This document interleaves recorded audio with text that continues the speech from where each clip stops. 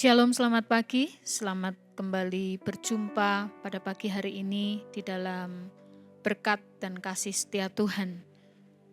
Pagi hari ini kita akan bersama-sama diberkati melalui kebenaran firman Tuhan. Dan pagi hari ini saya mengambil tema upah dari jerih lelah. Saya mengambil dari kitab Pengkhotbah pasal yang pertama ayat yang ketiga. Dan juga 1 Korintus pasal yang ke-15 ayat yang ke-58. Saya akan bacakan. Pengkhotbah 1 ayat yang ketiga. Apakah gunanya manusia berjerih payah dengan segala usaha yang dilakukannya di bawah matahari? 1 Korintus 15 ayat yang ke-58. Karena itu, saudara-saudaraku yang kekasih, berdirilah teguh, jangan goyah, dan giatlah selalu dalam pekerjaan Tuhan, sebab kamu tahu bahwa jerih payahmu dalam Tuhan tidak sia-sia. Kita berdoa. Bapa, pagi hari ini kami memohon pimpinan penyertaan-Mu, urapan-Mu, hikmat-Mu menyertai kami, sehingga kami boleh dimampukan untuk mengerti setiap kebenaran-Mu, dan kebenaran-Mu itu boleh tertanam dalam hati kami, sehingga boleh berbuah-buah dalam hidup kami. Kami mohon penyertaan Tuhan di dalam perenungan kami pagi hari ini. Dalam nama Yesus Kristus kami berdoa. Amin. Bapak Ibu pendengar Blessing Morning yang dikasih oleh Tuhan, pagi hari ini kita akan belajar dari dua kitab berkaitan dengan jerih lelah. Dari kitab Pengkhotbah kita melihat mengenai jerih lelah yang dipertanyakan oleh pengkhotbah. Apa gunanya manusia berjerih lelah? Apa gunanya manusia bekerja keras di bawah matahari ini? Dan kita akan belajar bahwa pengkhotbah menyoroti kata jerih lelah ini sebagai sesuatu yang sia-sia dan tidak membuahkan hasil. Ayat yang kita baca memang merupakan sebuah pertanyaan, tetapi di dalam ayat-ayat selanjutnya dapat disimpulkan bahwa kerja keras yang dimaksud oleh pengkhotbah ini akan menghasilkan hal-hal yang tidak diharapkan. Kata jerih lelah dalam bahasa Ibrani menggunakan kata amal. Arti literalnya adalah kerja keras, jerih lelah, penderitaan, dan kesusahan.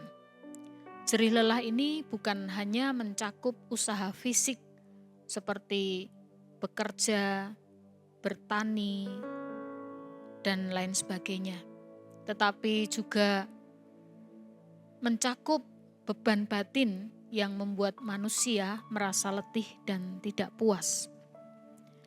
Di dalam Pengkhotbah 2 ayat yang ke-11, pertanyaan terjawab. Apakah gunanya manusia berjerih payah dengan segala usaha yang dilakukannya di bawah matahari?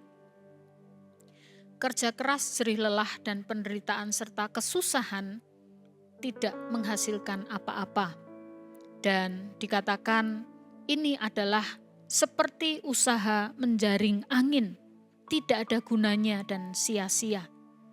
Demikian pula disebutkan bahwa hal itu justru membawa penderitaan dan kesusahan hati, bahkan tidak memberikan ketenangan di malam hari. Mengapa demikian? Karena kerja keras, jerih lelah yang dimaksud oleh kitab Pengkhotbah ini adalah kerja keras yang berorientasi kepada dunia. Manusia bekerja berjerih lelah tetapi berorientasi kepada hal-hal yang sementara dan melupakan nilai kekekalan. Apa hasil akhirnya? Tidak akan memberikan sebuah kepuasan sejati. Kerja keras yang dilakukan itu dikerjakan tanpa mengingat Sang Pencipta. Sedangkan di dalam 1 Korintus 15 ayat yang ke-58 menuliskan kata jerih payah dari bahasa Yunani yaitu kopos, yang berarti kerja keras, usaha yang melelahkan, bahkan sampai menimbulkan rasa letih atau sakit. Nampaknya sama dengan pengkhotbah, tetapi Paulus menggunakan kerja keras dan usaha keras ini sebagai penggambaran kerja keras di dalam pelayanan.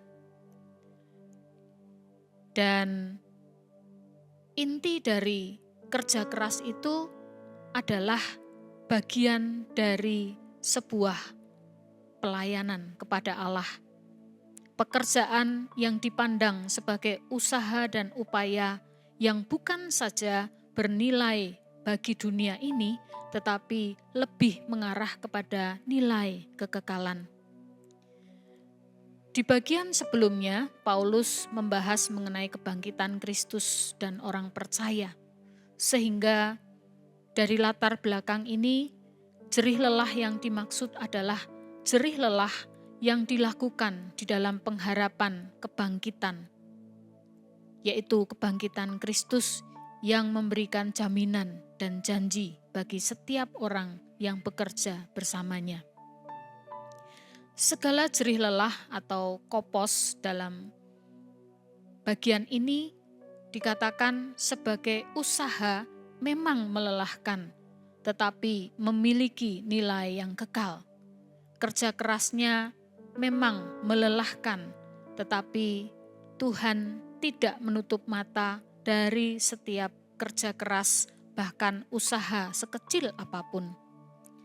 Upah yang diterima memang hasilnya tidak langsung nampak oleh mata, atau mungkin upahnya nampak kecil. Tetapi kita harus mengingatnya bahwa usaha, upaya, jerih payah, jerih lelah di dalam Tuhan bernilai dan dipandang oleh Tuhan dalam nilai kekekalan. Jerih lelah di dalam Tuhan adalah bagian dari panggilan iman. Setiap usaha apapun, setiap tetes keringat, doa dan usaha dicatat oleh Tuhan sebagai bagian dari pekerjaannya. Dan frasa selanjutnya ada kata tidak sia-sia. Di dalam bahasa Yunaninya menggunakan kata kenos atau aukenos. Aukenos, tidak kosong, tidak hampa, tidak tanpa hasil. Dan memiliki makna bahwa segala sesuatu memiliki isi, nilai, dan tujuan. Bukan usaha yang berakhir dengan kekosongan atau kesia-siaan. Para pendengar yang dikasihi Tuhan, yang menjadi perenungan kita apabila kita mengkaitkan kedua bagian ini, bahwa setiap pekerjaan yang dilakukan, setiap jerih lelah yang dilakukan di dalam Tuhan tidak akan menjadi sia-sia.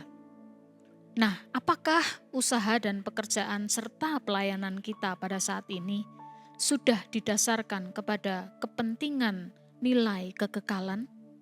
Atau hanya bersifat sementara dan untuk kepentingan dunia saja? Bekerja atau melayani yang berorientasi kepada dunia bisa jadi dikerjakan tanpa integritas, menerima upah namun kehilangan upah kekekalan. Tetapi apabila kita bekerja dan melayani sebagai bentuk ibadah kepada Tuhan, maka upah yang diterima bukan saja upah bagi kita saat di dunia ini, namun juga bernilai kekal. Membawa kebahagiaan dan bukan saja akan membawa duka cita. Para pendengar yang dikasihi oleh Tuhan, apabila saat ini kita sedang mengerjakan sesuatu, kita sedang mengupayakan sesuatu, namun juga belum menerima upah, jangan berhenti, jangan lelah untuk mengerjakannya. Layani, bekerjalah, doakanlah meskipun jawaban belum datang. Karena ketika kita berjerih lelah di dalam Tuhan, dan kita bertujuan untuk melayani Dia melalui segala pekerjaan kita, maka jaminannya bahwa jerih payah di dalam Tuhan tidak akan sia-sia. Amin. Kita berdoa. Tuhan Allah Bapa kami yang di surga, kami sungguh mengucap syukur apabila Tuhan mengaruniakan kepada kami pekerjaan, pelayanan, dan segala aktivitas yang Tuhan izinkan untuk kami kerjakan. Mungkin kami sudah berjerih lelah untuk melakukannya, dan kami percaya ketika kami mengerjakannya dan berorientasi kepada hidup kekekalan di dalam Tuhan, maka kami akan menerima upahnya. Kami akan menerima berkat-Nya.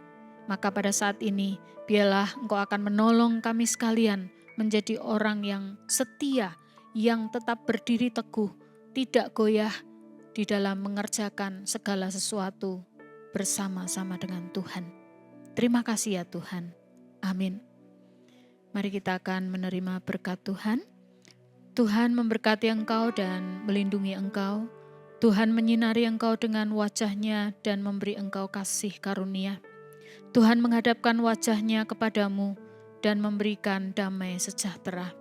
Kiranya turun atas kita sekalian berkat anugerah yang berasal daripada Allah Bapa, Allah Putra dan Allah Roh Kudus menyertai di dalam sepanjang kehidupan kita.